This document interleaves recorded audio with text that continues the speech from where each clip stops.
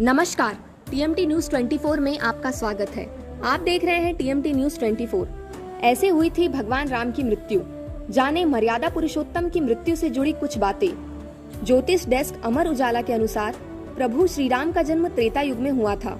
एक अनुमान के अनुसार उनका जन्म 5114 ईसा पूर्व माना जाता है। कहते हैं जिसने धरती पर जन्म लिया है उसका मरण निश्चित है। भगवान श्री राम ने भी धरती पर मनुष्य के रूप में अवतार लिया था। कई जगहों पर राम जी की मृत्यु या बैकुंठ धाम जाने का अलग अलग वर्णन मिलता है। भगवान राम की मृत्यु के बारे में जो कथाएं मिलती है उनमें से कुछ कथाएं इस प्रकार हैं। कहा जाता है कि जब सीता माता को अपने पवित्र होने की प्रामाणिकता सिद्ध करने के लिए कहा गया तो उन्होंने परीक्षा देकर अपने पवित्र होने का प्रमाण दिया। लेकिन इसके पश्चात सीता जी ने अपने दोनों पुत्रों लव और कुश को राम जी को सौंप दिया और धरती माता से कहा कि हे माता, मुझे अपने अंदर समा लीजिए। माता सीता जी के इतना कहते ही धरती फट गई और देखते ही देखते वह भूगर्भ में चली गई। सीता जी के इस तरह से चले जाने के कारण राम जी व्यथित हो उठे और यमराज की सहमति से सरयू नदी के तट पर गुप्तार घाट में राम जी ने जल समाधि ग्रहण कर ली। राम जी की मृत्यु के बारे में एक अन्य कथा भी मिलती है, जिसके अनुसार हनुमान जी की अयोध्या में अनुपस्थिति के समय यमदेव ने नगर में प्रवेश किया और संत का रूप धारण कर वे राम जी के पास उनके महल में गए।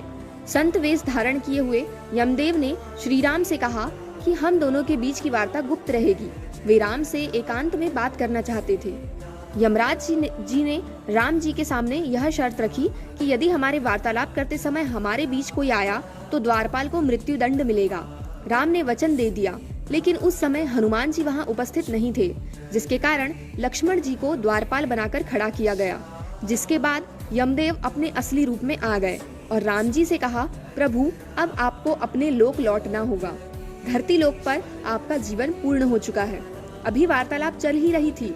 ऋषि दुर्वासा वहां पधारे और लक्ष्मण से द्वार के भीतर अंदर जाने की हट करने लगे। उन्होंने लक्ष्मण से कहा कि यदि वे उन्हें अंदर नहीं जाने देंगे तो वे श्री राम को श्राप दे देंगे। लक्ष्मण जी दुर्वासा के क्रोध से भली भांति परिचित थे। वे अब दुविधा में आ गए। आज्ञा का उल्लंघन करके ऋषि को अंदर जाने देते हैं तो मृत्यु दंड मिलेगा, और अगर वे दुर्वासा को अंदर प्रवेश नहीं करने देते हैं तो ऐसे में प्रभु राम को श्राप दे देंगे। और अपने प्राणों की चिंता न करते हुए दुर्वासा को अंदर जाने की अनुमति दे दी। वार्तालाप भंग हो गई। राम जी सोचने लगे कि अब उन्हें अपने प्रिय अनुज लक्ष्मण को मृत्यु दंड देना होगा। उन्होंने लक्ष्मण को राज्य निकाला दे दिया, लेकिन लक्ष्मण ने अपने भ्राता के वचन को तोड़ना नहीं चाहते थे। वचन को पूरा करने के लिए उन्होंने सरयू नदी में जल समाधि ले ली। लक्ष्मण के सरयू नदी में समाधि लेने से राम जी अत्यंत दुखी हो गए। उन्होंने भी जल समाधि लेने का निर्णय कर लिया। माना जाता है कि जब राम जी ने सरयू नदी में जल समाधि ली थी तो उस समय हनुमान, जामवंत, सुग्रीव, भरत, शत्रुघ्न आदि सभी लोग उनके साथ वहीं पर उपस्थित थे। श्री राम जी के सरयू नदी के अंदर समाने के तत्पश्चात नदी के भीतर से भगवान विष्णु प्रकट हुए।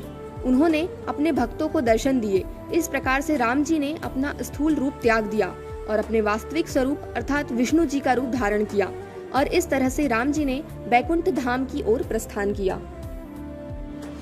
हमारे चैनल को लाइक करें, शेयर करें, सब्सक्राइब करें और कमेंट्स के साथ अपनी राय जरूर दें और देखते रहिए टीएमटी न्यूज 24।